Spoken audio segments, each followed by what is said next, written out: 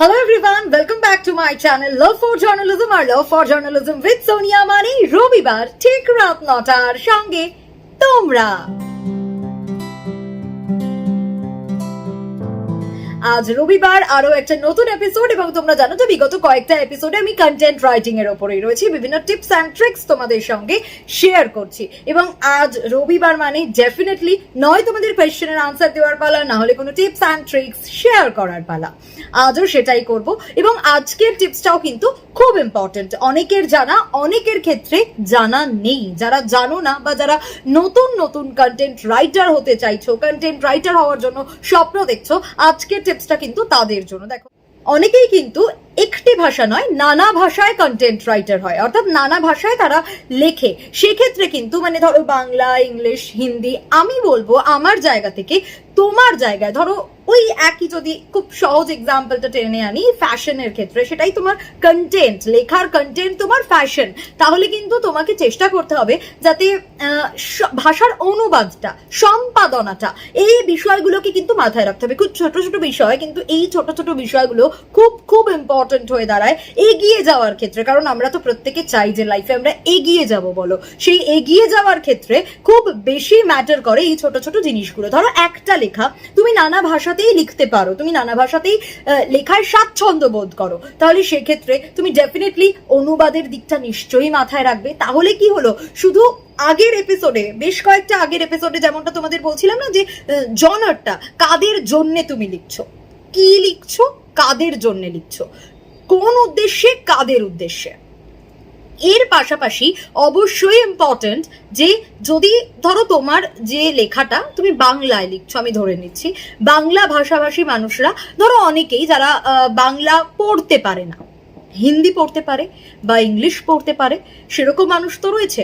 সেক্ষেত্রে তুমি ইংলিশে অনুবাদ করলে সম্পাদনা দিকটা তো অবশ্যই মাথায় রাখছো, অনুবাদের দিকটাও মাথায় রাখছো, তাহলে ব্যাপারটা অনেক সহজ হয়ে গেল। তাহলে ধরো 10টা লোক, তার মধ্যে 4টে লোক বাংলা পড়তে পারে বা 6টা লোক বাংলা পড়তে পারে, 6টা মানুষ তোমার লেখাটা পড়লো আর 4টে মানুষ কিন্তু পড়লো না। এবার যদি তুমি ইংলিশে লিখছো, ধরো 10টা মানুষই ইংলিশ জানে, কথার কথা বলছি, বা 10টা মানুষের মধ্যে আরো বেশ কয়েকটা মানুষ, 2জন মানুষ তুমি হিন্দিতেও অনুবাদ করছো, তাহলে কি হচ্ছে, ওই যে মাস, এই 10টা মানুষের মধ্যে ধরো 5টা মানুষ বাংলা বলছে, 3টে মানুষ ইংলিশ, 2টো মানুষ ইংলিশ হিন্দি দুটোই জানে, অর্থাৎ তাহলে কিন্তু তুমি, বা শুধু হিন্দি জানে এরকমও ধরে নিলাম, তুমি হিন্দি বাংলায় অনুবাদ করছো, ইংলিশে করছো না, বেশ কয়েকজন মানুষ হিন্দিটা জানে, ইংলিশটা জানে, বাংলাটা পড়তে পারছে না, বাট তুমি হিন্দিতে যখন অনুবাদ করে দিচ্ছ, তখন হিন্দি ভাষাভাষী যারা, হিন্দি পড়তে পারে যারা, তারা চলে আসছে সেই জনারে। অর্থাৎ তুমি একটা মাসকে পাচ্ছ, শুধু পাচ্ছই না, বেশি পাচ্ছ অনুবাদের মাধ্যমে। যদি তুমি অবশ্যই নানা ভাষায় স্বাচ্ছন্দ্য হও, সেক্ষেত্রেই কিন্তু অবশ্যই এইটা নানা ভাষার ক্ষেত্রে। আবার আমি একটু বলে দিচ্ছি, কিন্তু প্লিজ মাথায় রাখো, আমার জ্ঞান খুব কম, আমি নিজেও পড়াশোনা করেই এই টিপস অ্যান্ড ট্রিক্সগুলো তোমাদের সঙ্গে শেয়ার করছি, তোমরা জানো, এবং ট্রাস্ট মি, সেটা বলতে আমার কোনো অসুবিধে নেই। তোমাদের কোয়েশ্চেন্স, এবং আমি চেষ্টা করি তোমাদের কোয়েশ্চেনগুলোর আনসার দেওয়ার। কন্টেন্ট রাইটিং নিয়ে যে ভাই, যে বোনেরা আমাকে কোয়েশ্চেন করেছিলে, এক নয় একাধিক কোয়েশ্চেন আমি পেয়েছিলাম, তো আমার তখন মনে হয়েছিল যে না, আমার নিজের একটু একটু এই বিষয়টা নিয়ে জানা দরকার, একটু একটু এই বিষয়টা নিয়ে পড়াশোনা করা দরকার, কারণ এই কন্টেন্ট রাইটিং সম্পর্কে আমি যেটুকু জানি সেটা জানানোর জন্য যথেষ্ট নয়।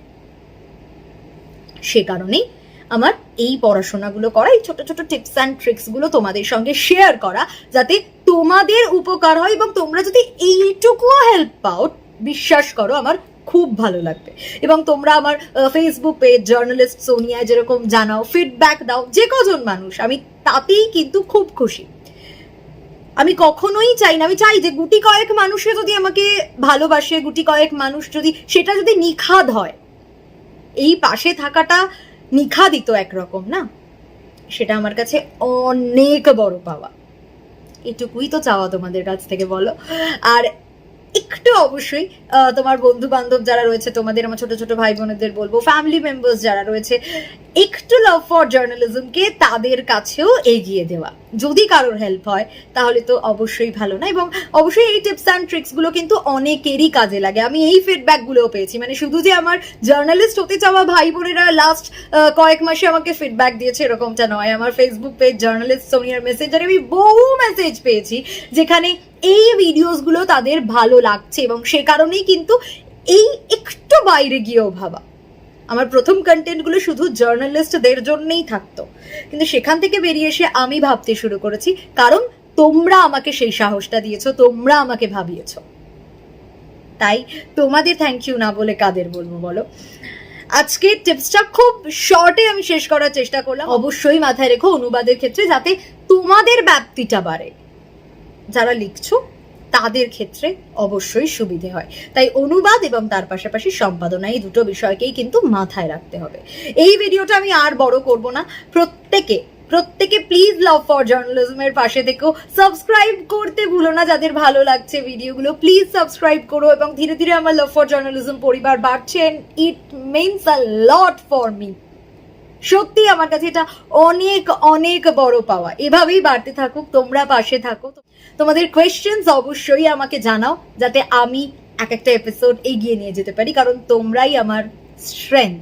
তাই দেখা হচ্ছে আবারও আগামী রবিবার ঠিক রাত 9টার সময়। প্রত্যেকে সুস্থ থাকো, ভালো থাকো এবং অবশ্যই সঙ্গে থাকো লাভ ফর জার্নালিজমের। ততক্ষণ পর্যন্ত টাটা।